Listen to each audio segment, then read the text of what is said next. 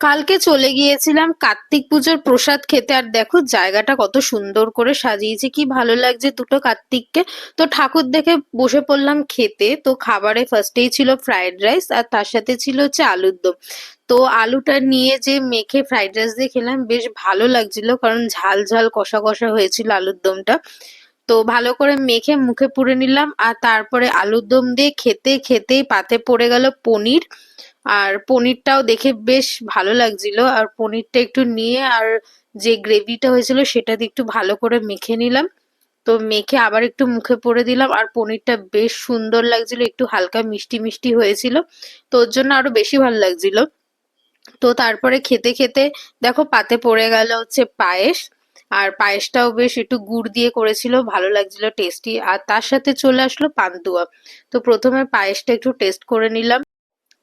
তো তারপরে পান্তুয়ার পরে চলে এসেছিল লর্ড চমচম। আর এটা হচ্ছে আমার ফেভারিট।